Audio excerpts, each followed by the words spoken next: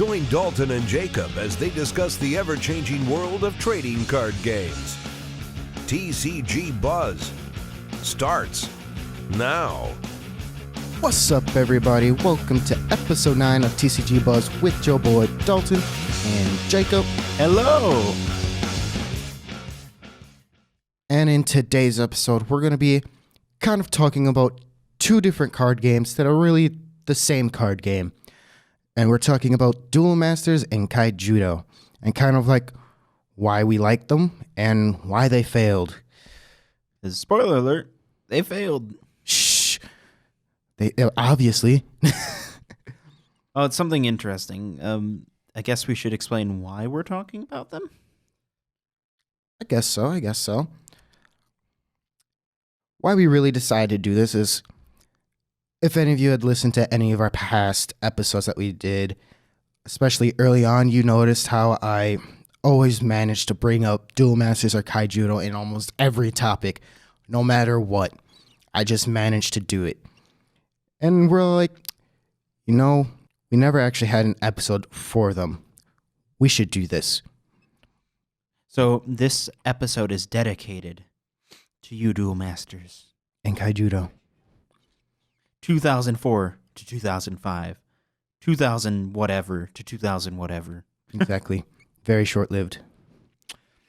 Now, let's get down with their main objectives.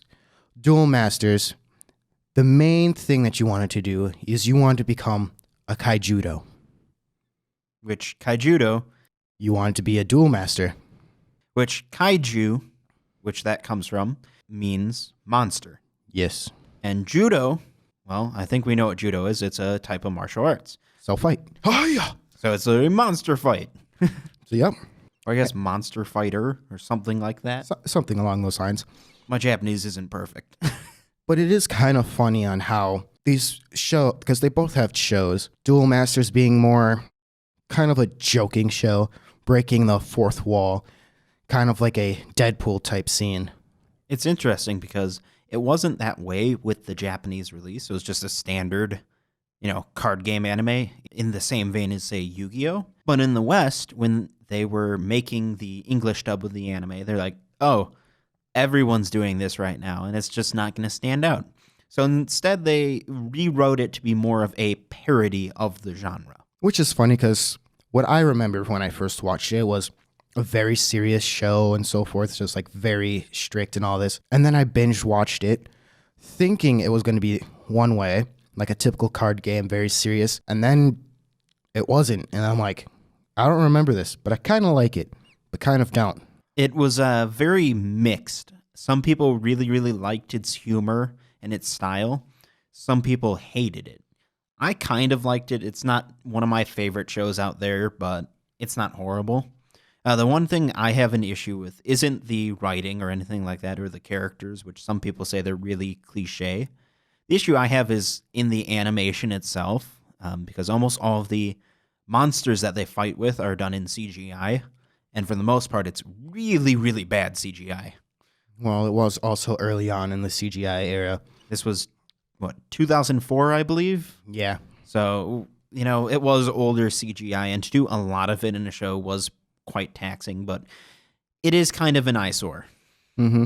But honestly, I felt like if they would have done a little bit more, spread out the whole fourth wall break, because it seemed like every single episode, there was at least like 20 different times they broke the fourth wall, and it was like, that's nice. Some of the episodes it worked out fine for, other ones is just like, all right, are we going to get serious at all, or not? See, not to bring up the card game we always bring up, but the show that I think really did it well was Future Card Buddyfight. We should really have a counter on this show for every time we mention Buddyfight. But it does break the fourth wall, but rarely. So when you do it rarely, it really sticks out going, whoa, did they just do that? Exactly, which I feel Duel Masters should have done. But now let's talk about the Kaijudo show real quick. I know this is TCG Buzz and not Anime Buzz, but trust me, we'll get to the cards soon enough. So a bit of a weird thing before you go into it. I'd just like to share that Dalton's going to be the only one talking about this part of it, because I've never watched a single episode of the Kaijudo show, despite the fact that I have 4 different Kaijudo DVDs. Which is also funny because Kaijudo was probably on the worst channel for any card game to be on. It was on the Hub. Ooh, the Hub. For our non-US listeners, the Hub is a channel on cable television that's one of the higher up channels that you generally have to pay more to get. And it was all children's programming that was purchased from other studios. Mm-hmm.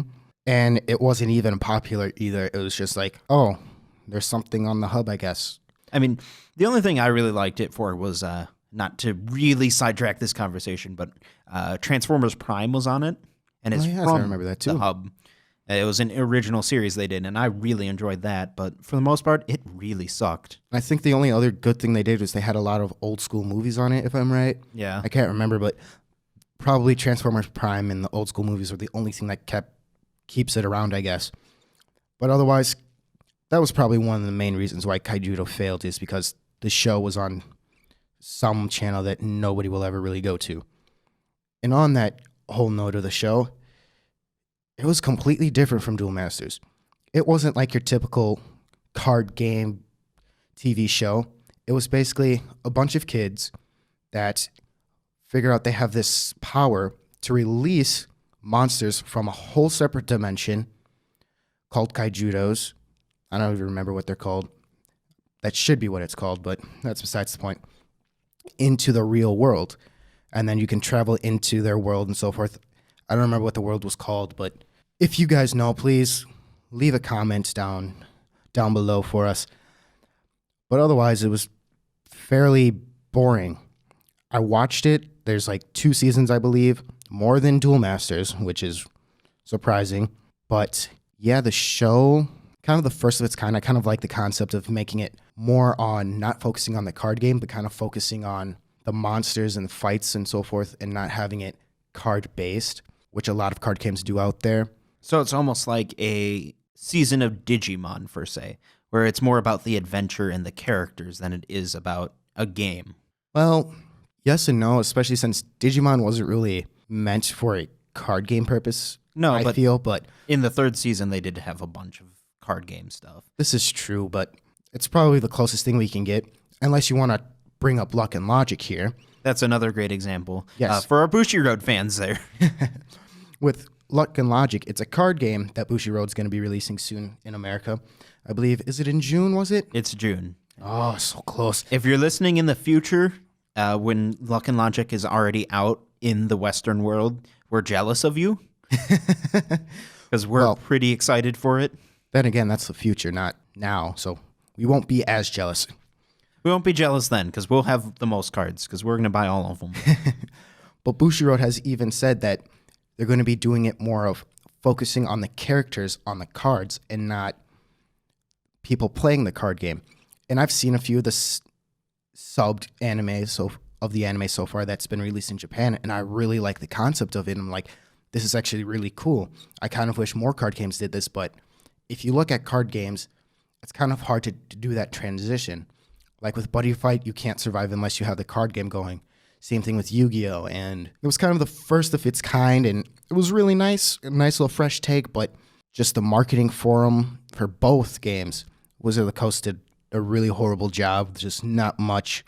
And apparently, I didn't even know this, but when I was researching this, there was actually a tournament for Kaijudo. But then again, it was only up, I believe, in the northern part of Maine, where Kaijudo was pretty big.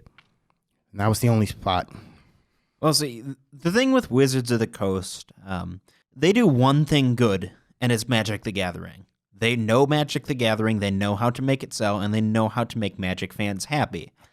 When it comes to anything that's not Magic the Gathering, they have no idea what they're doing. Well, this is also really funny because Duel Masters and Kaijudo is really just a Magic the Gathering clone, except better in some aspects and worse than others.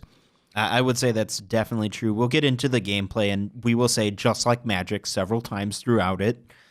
But yes, definitely several. Wizards of the Coast, it's not just Duel Masters / Kaijudo that's in their graveyard of games. There are a lot of other failures from Wizards of the Coast. Beloved failures, games that people love and love and love and love and love. So Duel Masters. But failures. Yeah. And part of it is Wizards of the Coast is so focused on Magic.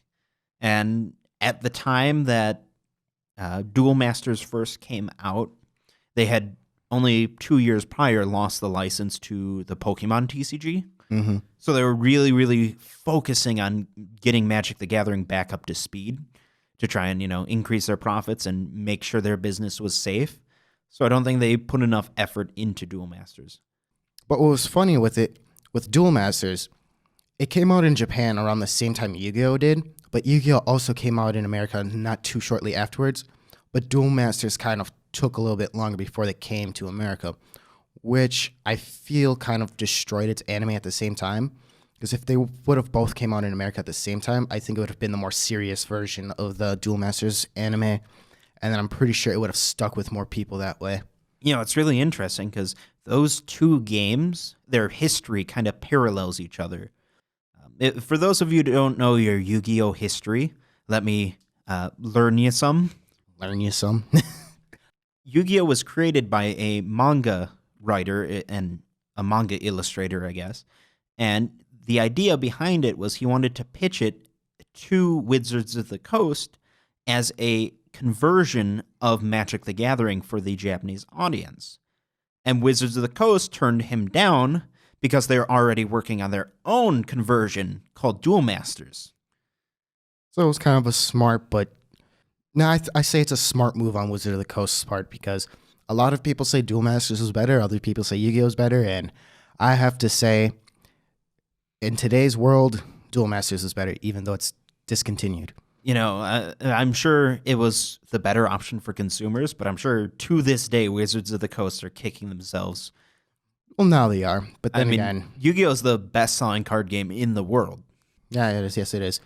I remember when Magic was up there. That's why I'm getting all confused. Makes you really wonder how much money Wizards of the Coast lost by saying no to it. What's interesting is, at the time, Yu-Gi-Oh went by a different name. Monsters and Wizards, M&W.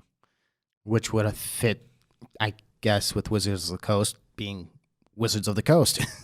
Duel Masters was the reason they didn't pick up Yu-Gi-Oh! And then the manga, I wish I could remember his name, but I'm too lazy. Mm-hmm. But he went and took it to other companies and ended up partnering with Konami to create it. And, well, there's Yu-Gi-Oh! Here we are today, like 20 years almost. 20 years later with Yu-Gi-Oh! Still going strong. So is Magic, but kind of wish Duel Masters was here.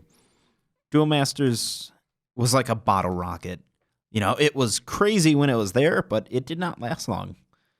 Then again, it kind of goes with how everything went around about it. Because there wasn't many major competitions, which would have probably helped it, and the marketing for it was very poorly supported with. As you said earlier, Wizard of the Coast only really cared about Magic because that's their baby. That's the little baby they had. And then all the other card games that they have kind of suffered in that aspect because Wizards tried to do simultaneous tournaments for Magic and Duel Masters, so holding them at the same time, which I think was a huge mistake because all the people there were going for Magic, and then you had 4 or 5 people who were like, oh, we're just going to play Duel Masters. That's what we care about. See, when you have multiple card games you're running, the best thing to do, and I hate bringing them up so much, but Bushiroad does this, is hold them at separate times. That way people can compete in more than one. Mm-hmm. Because I remember people talking about how I'm going to this Magic the Gathering huge regional tournament, and I want to play Duel Masters, but I'm not sacrificing my seat at the Magic tables. Exactly. Where with Bushiroad, they have one day for Vanguard, their bigger card game, obviously, and the second day is for their Weiss, Schwartz, and Buddyfight, which are their smaller ones so far, but they're both fairly young still and still growing. And that works out because there aren't too many people who are both hardcore into Buddyfight and hardcore into Weiss. Mm-hmm. All I know is Weiss Schwartz is a very, very interesting game. I guess we should move on and talk about what Duel Masters and Kaijudo actually are, how they play, the interesting stuff, the goods. I guess so. We can do that. Well, I guess the first thing I want to know about any new card game, how many cards do you get in your deck? 40. That's so weird. And I love these games. I do. But it still bugs me that there are only 40 card decks. And that was the set limit. It wasn't like Yu-Gi-Oh! Where you can have 40 up to 60. It was 40. That's it. That's set in stone. You can't do anything about it. It's so weird because, I play some Duel Masters here and there, some Kaijudo here and there, and it just feels weird shuffling the decks. So small of decks. We're typically used to 50 card decks, which is typical for Bushiroad games, or 60 card decks, which are typical for a lot of your other games. Magic the Gathering does 60 card decks. It just really bugs me. Yeah, that's true. That's true. But then again, I don't know. They were weird with Duel Masters and Kaijudo. But with that, and how we have to compare them with Magic is for the life.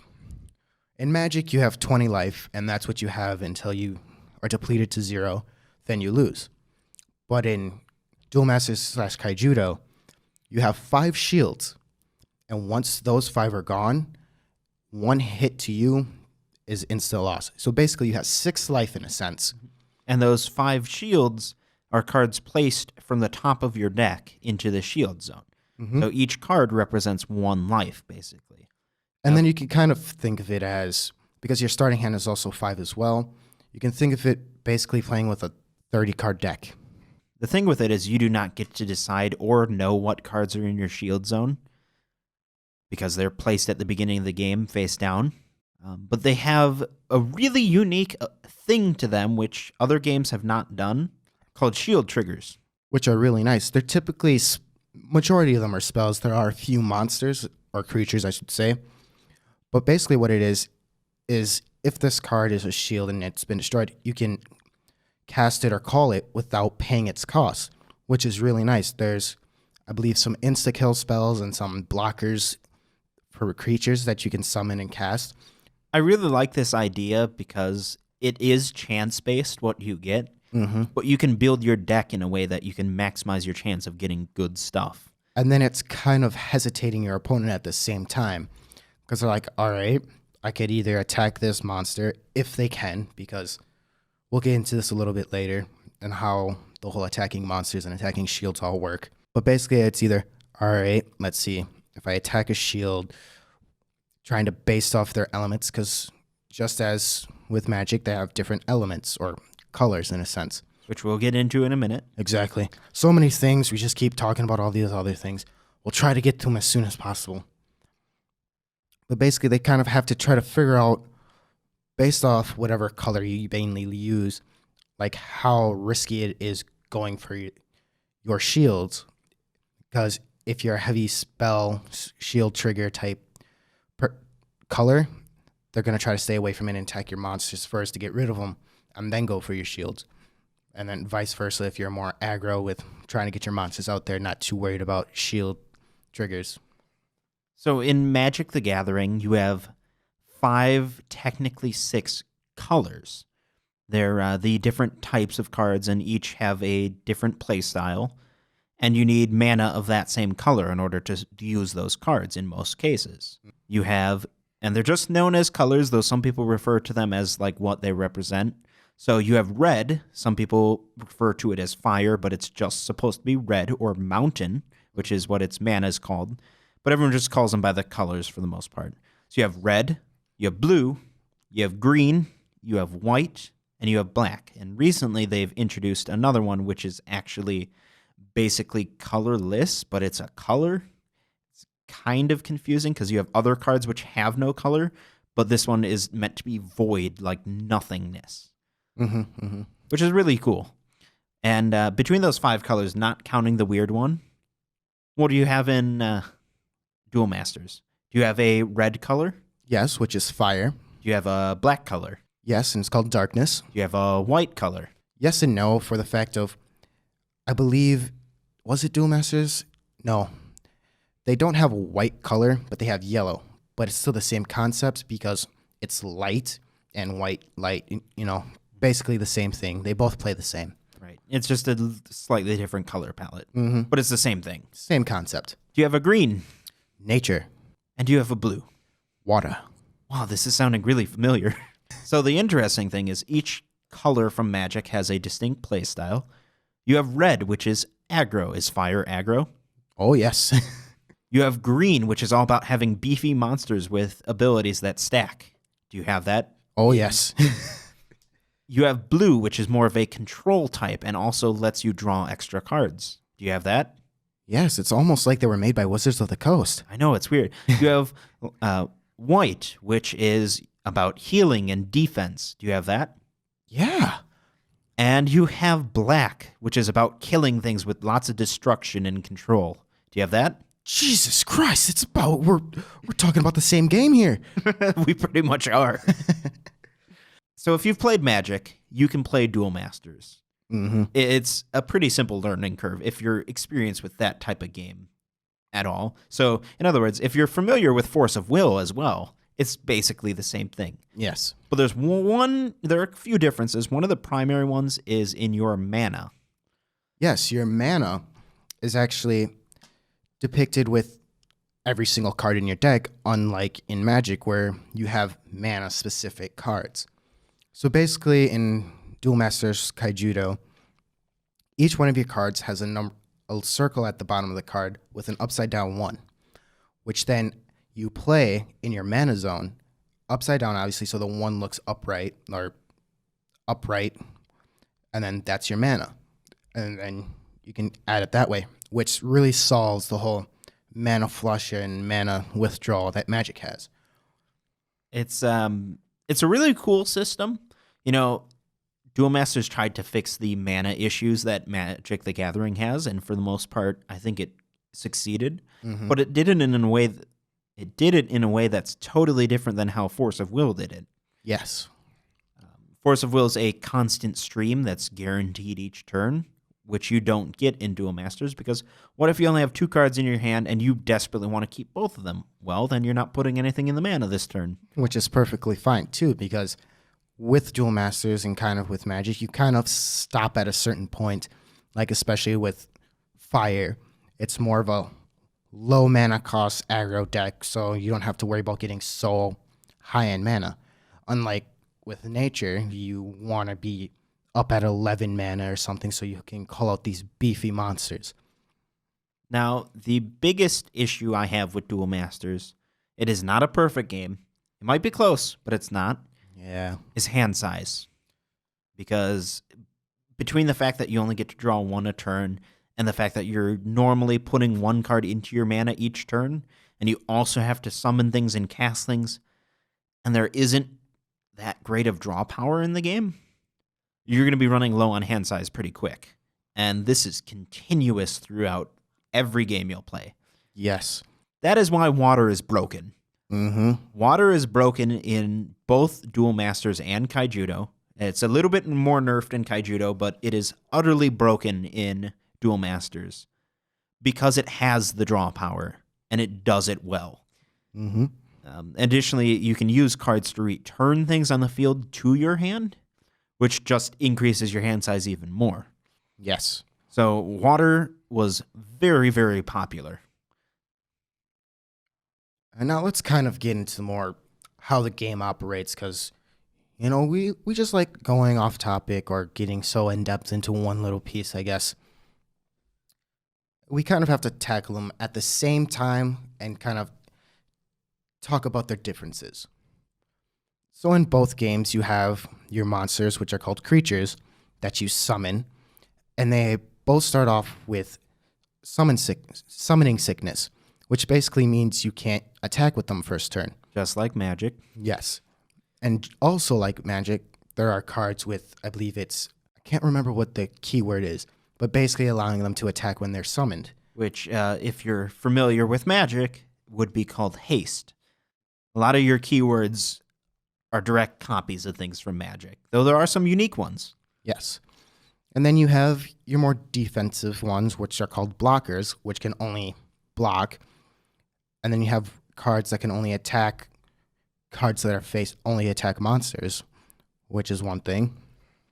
So one of the things that you should know is when you attack with a monster, you tap it, which is a fairly common term. Bushiroad game players will know it as resting. So what you do is you take your card and you position it sideways, landscape. Yes. To indicate that you're attacking. So one of the kind of weird gimmicks with the game is you can only attack things that are rested on your opponent's field. Mm-hmm. So if your opponent decides not to use a card to attack and instead has them sit on the field for an ability, unless you have some sort of destruction spell, they're staying there. Or unless with certain monsters that can attack standing position monsters as well, which typically means they can't attack the player, though. So this is a really unique mechanic and makes the decision to attack or not even more of a complicated one. Mm-hmm. There are some very stressful times ahead if you're playing Duel Masters or Kaijudo because, you're like, oh, do I attack his shield? Because, one, he could get a shield trigger and be able to do something as a counter and wreck my turn. But also, will this leave my creature vulnerable on their turn? Exactly. And then getting off the creatures, because that's the basic hoedown. There's other keywords, but they're really self-explanatory, especially since they like to tell you everything on the card on what keywords do. That is something I have never understood. It's weird. Hey, that's their style. I'm not going to question it. That's what they do. That's what they do. I guess, but why give the abilities names in the first place if you're just going to explain exactly what it does? Well, this is what happens when you don't survive longer than 2 years. Let's be honest there. So that's basically everything about the game itself, isn't it? Well, we didn't really talk about the spells yet either. Yeah, spells. Good point. They're basically the same. If you've across the played a board. card game before, that's You know. that's not Cardfight Vanguard. You know what spells are. Exactly.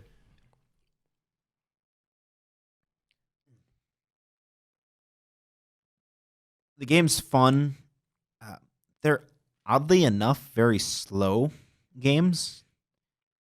Kind of the Wizards of the Coast fashion to be a little slower to build up. Mm-hmm. And then you've got rushes at the end portion of the game for both players just doing power moves to try and seal victory. Mm-hmm. But the first half of the game is generally a snore fest of setup.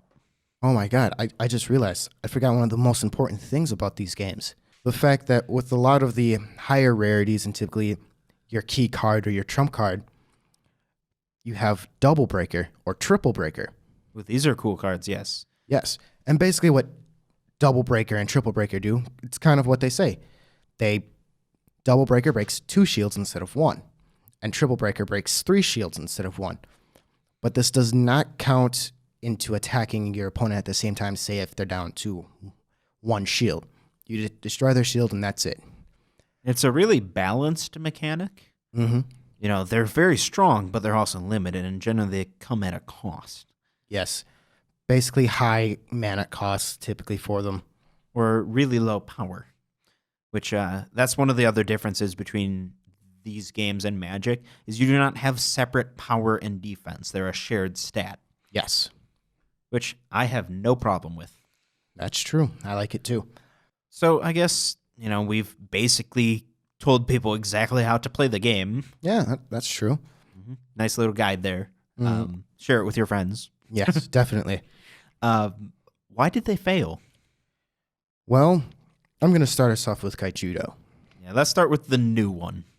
Wizards of the Coast, when they made Kaijudo, they geared it towards 10-year-olds, which kind of makes sense. It's more of a kid game and so forth. But the only people that were really interested in it were Duel Master players because it was Duel Masters just with a different name. Mm-hmm. But then with a lot of Duel Master people, what turned them off early was the art because it was a really kiddish style of art and how poorly it was marketed. So they never really knew when cards are coming out or anything, or that the fact that they had cards, it was like, oh, there's cards for this game that's exactly like Duel Masters. How convenient. And also, another thing with it, Duel Master players had already been burned once, Yes. by investing a whole bunch of money into a game and then its company dropping it really quickly. So they were used to it. And when those same red flags started popping up with Kaijudo, people didn't even try. Exactly. Which killed it faster. And another thing that kind of killed them was their high-value cards were hard to read initially. Being super shiny, very hard to read.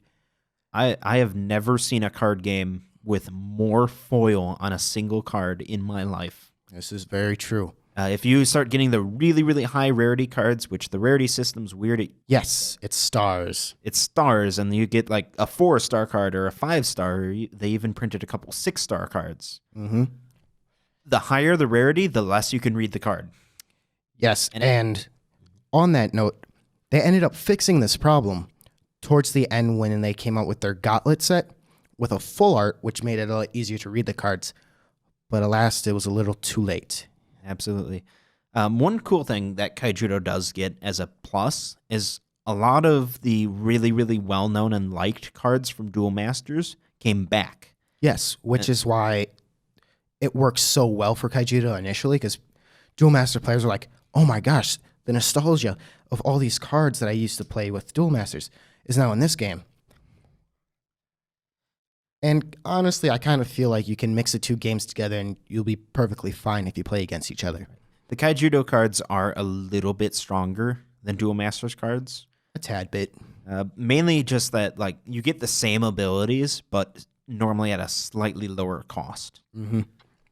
But the really broken cards from Duel Masters fit really well into Kaijudo. Mm-hmm. Now, I don't know if you know this, Dalton.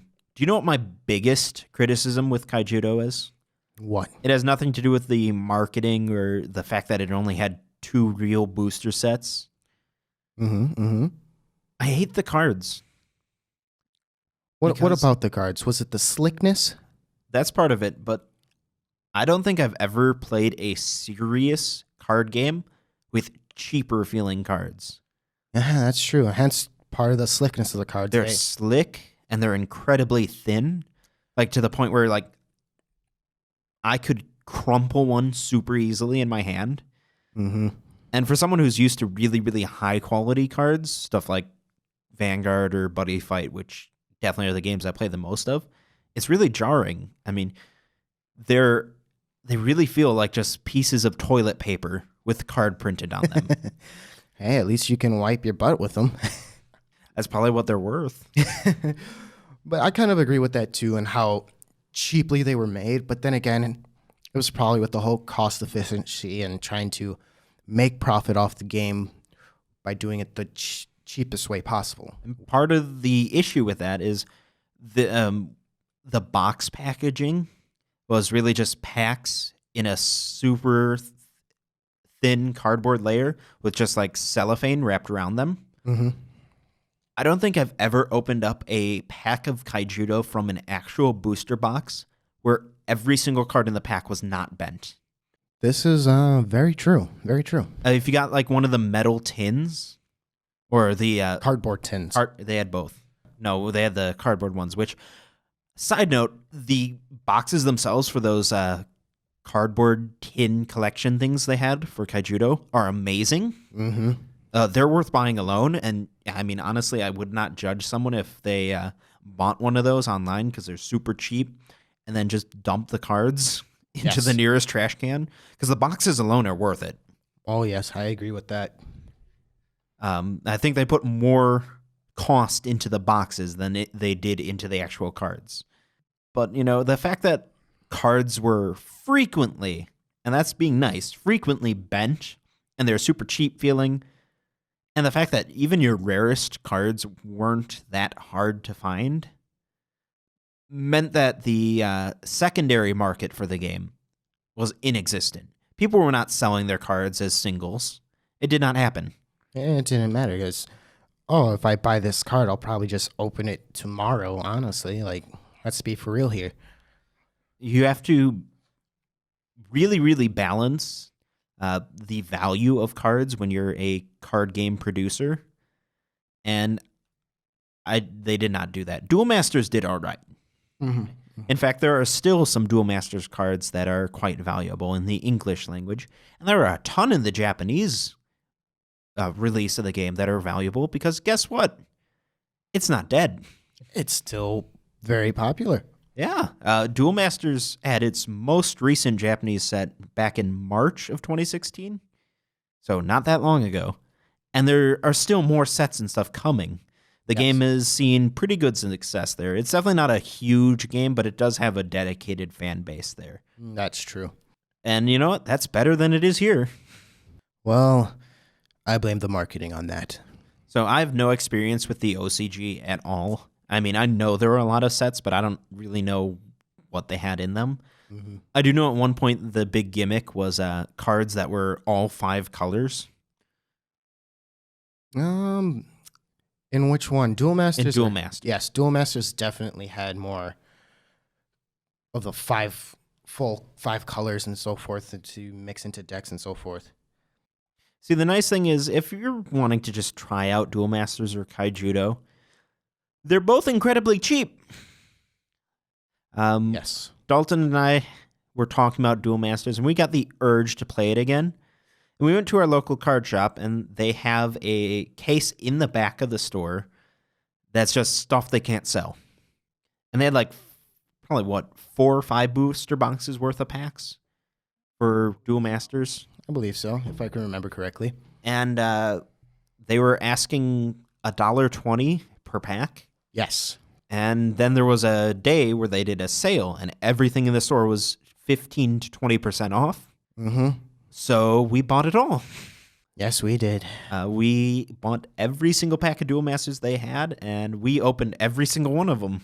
Yeah, we probably have a few, maybe close to 1,000 cards, and that was really easy to do. And you know what? It really didn't cost that much. And looking online, booster packs and stuff like that are really, really cheap for the game. Mm-hmm. One of the great ways to start is with a starter deck. Yes. And old Duel Masters starter decks you can find online for under $5. Yes. And that's great. Mm-hmm. And with Kaijudo, the best thing to do if you want to try it out and see what it's like, go and buy one of the booster boxes. There are 24 packs per box, and they're under $20. I think it's even below 15. I've seen them that low, but I'd say the average is like 18 to 20. Okay. So try it. I mean, you're not going to make any money off of it. It's basically, buying toilet paper. But it's an interesting experience. Plus, if you're one of those people like me who really likes opening cards. Great thing to do. Great thing to do, and a great budget-friendly way to do so. And kind of going back to the whole 5 colors for Duel Masters, I believe they had a few dual colors, but not as many. Kaijudo was all about the dual color cards. They were very heavily on the fact of mixing the colors together, and they synergized so well, and there were so many different ones, so many different trump cards and so forth, which was really nice. And kind of the one thing that I say Wizards of the Coast did better with Kaijudo over Duel Masters was making more decks that combine 2 different colors, say a fire and a blue deck, to work so well together with all these dual type cards. Did you just say a fire and a blue? I did. I meant water. See, I don't care if you say red and blue or fire and water. Just be consistent. Well, I'm sorry, man. Fire, blue. Pick one and stick with it. Blue fire? I don't know. I guess I would have been shocked if Kaijudo had been successful. Mm-hmm. But even from the very beginning of the game, people were like, oh, this game's coming out, and here are some of the first cards for it, and here's what they look like. This game's not going to last very long. Yeah, that's pretty sad, because it did have a lot of interesting things to it, especially with a lot of their bigger trump cards. They seemed to be perfectly balanced, I feel, and just so nice, but it's the fact that it looked to be on its downfall from the beginning. I just want to go back in time to 2004, play my mono blue deck, wreck everyone by drawing all the cards. All the cards. But then you deck out. Yeah, but there are 1 or 2 blue cards that are incredibly incredibly broken. There's one of them, for the life of me, I cannot remember its name, and that actually kind of makes me upset because it was one of my favorites. But it was a sea serpent, and its ability was just when it entered the field, draw a card.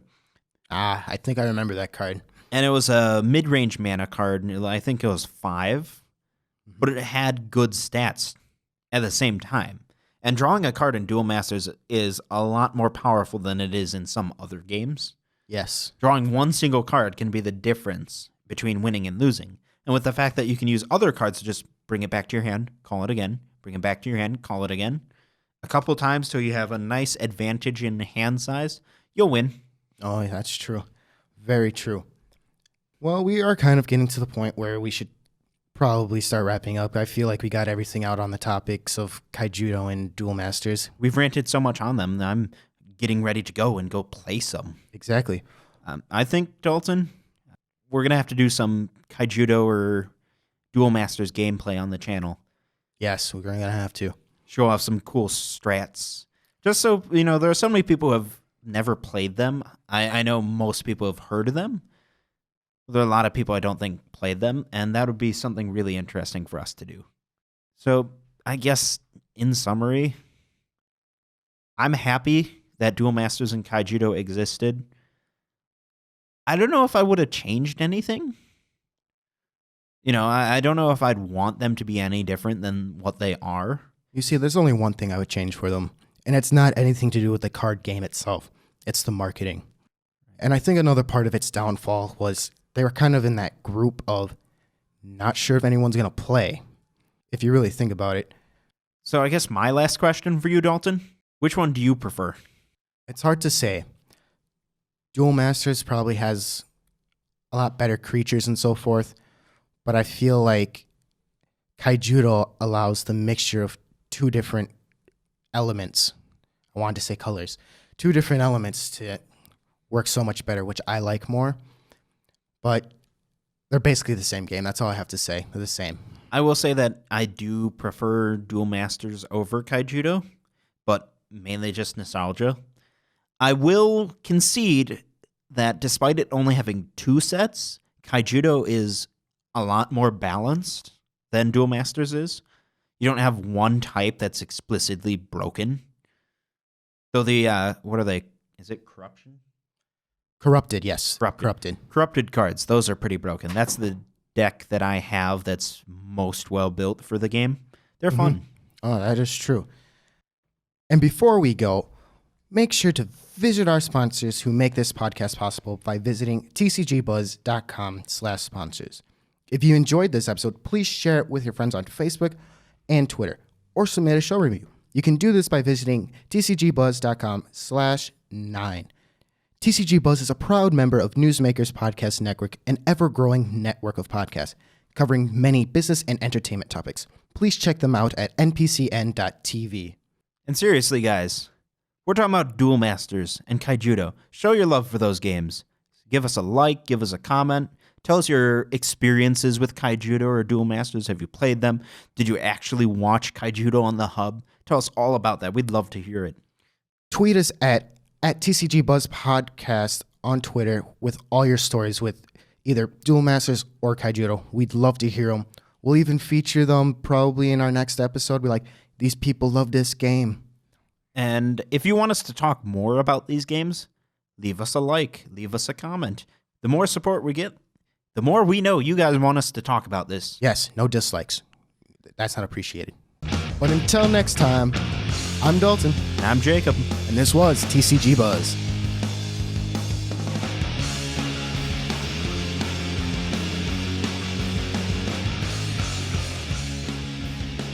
Thanks for listening to TCG Buzz.